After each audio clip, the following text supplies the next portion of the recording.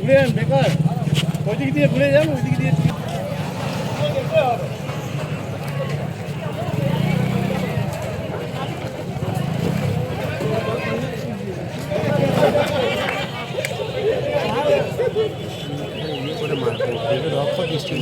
ছেলে মেয়ে নিয়ে কি রাস্তায় বসবো?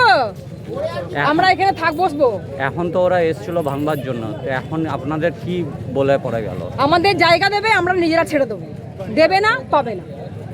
তাতে মার খেতে হয়, খাবো, ওরাও মার খাবে, শুধু আমরা তো নয়, ওরাও খাবে।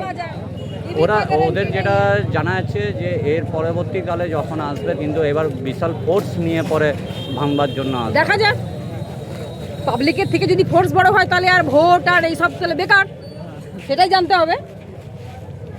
উচ্ছেদ করতে এবং প্রতিবাদ জানাবে, কিভাবে দেখছেন আপনারা? দেখুন, এটা অত্যন্ত দুঃখজনক ঘটনা।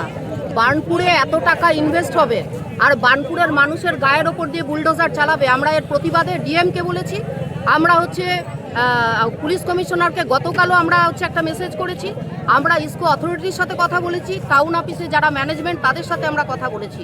আগের দিন ওয়ার্কাররা সবাই ছিল এখানে, যারা মালিক দোকানের প্রত্যেকে ছিল, কিন্তু বিজেপি এবং বিএমএস এরা দুটো দল মিলে এই আন্দোলনটাকে ওরা ভেঙেছে। কারণ ওরা ভয় পেয়েছে যে এই করে খাওয়া দোকানদাররা তারা যদি সুবিধা পেয়ে যায়, একজোট হয়। আমরা বলেছিলাম ইসকো বাঁচাও আন্দোলনে কোনো ঝান্ডা ছিল না, সব ঝান্ডা একত্রিত হয়ে ইসকোকে সেল আইএসপি করেছিল। আর আজকে বার্নপুর বাঁচানোর জন্য কোনো ঝান্ডার প্রয়োজন নেই, মেহনতি মানুষ দোকানদাররা ঐক্যবদ্ধ হবে, আমরা সেই জন্য বলেছিলাম। কিন্তু যেহেতু মাননীয় এখানকার নির্বাচিত ক্যাবিনেট মন্ত্রী, ওরা বিশ্বাস করেছিল, প্রাণ ভরে ভোট দিয়েছিল যে আমরা আমরা আশ্বস্ত হতে পারি, উনি বলেছেন ভাঙবে না।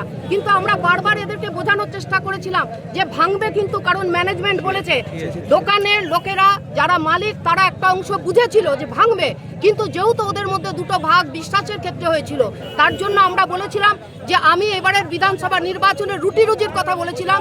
আমি বলেছিলাম যে দিদি আপনি জিতেছেন, আপনি এদের রুটি রুজি বাঁচিয়ে আরো বেশি করে মানুষের মনে জিতে জায়গা করুন। কিন্তু দিদি গতকাল এসেছেন, বার্নপুর ক্লাবে উনি অনুষ্ঠানে ছিলেন, কিন্তু এত গরিব মানুষ ওখানে তখনও গেছিলেন, দিদির কথা কিন্তু রাখলো না।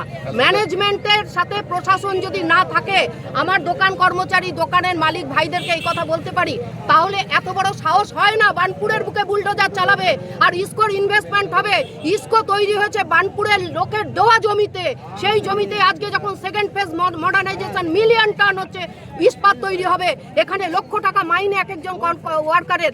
আমরা বলেছিলাম বসুন, টাইম দিন, এক একজন দোকান পিছু একটা করে চাকরি এবং পুনর্বাসনের ব্যবস্থা, ছাইকাদাটা খালি আছে, 1 মাস লাগবে যুদ্ধকালীন তৎপরতায় টিনের ছাউনি করে যতগুলো দোকান আছে, নিয়ার অ্যাবাউট 2000 সামথিং দোকান আছে, তাদের পুনর্বাসনের ব্যবস্থা করুন। দিদি পারতেন, কিন্তু আমাদের যারা ভাইরা ছিলেন, ভাইরা এখানে শান্তিপ্রিয় মানুষ, ওরা কোনো ঝান্ডা দেখে না, কোনো দল দেখে না। আমি বলেছি এই মানুষের রুটি রুজির স্বার্থে এই আজকে যে বুলডোজার এনেছে, এটা বার্নপুরের ইতিহাসে কোনোদিন হয়নি। ইসকো আজকে পয়সা রোজগার হবে এখান থেকে, কিন্তু বার্নপুরের ছেলেরা তার ফল পাবে না। এটাকে আমরা ধিক্কার জানাচ্ছি, এটা অত্যন্ত খারাপ জিনিস। আমি ভাইদেরকে বলবো, কোনো ঝান্ডা নাই, কোনো রং নাই, রুটি রুজির স্বার্থে আপনারা হাতে হাত ধরুন। এবং এই বুলডোজার রাজ যেভাবে ক্লাব ভাঙছে, যেভাবে এলাকার অভ্যন্তরে ঢুকে বুলডোজার দিয়ে ভয় দেখানোর চেষ্টা করছে, এটার বিরুদ্ধে যাকে ভোট দিয়েছেন, কিন্তু রুটি রুজির স্বার্থে কাউকে রেয়াত করবেন না, সে যে দলই হোক না কেন। এটাই আমাদের কথা।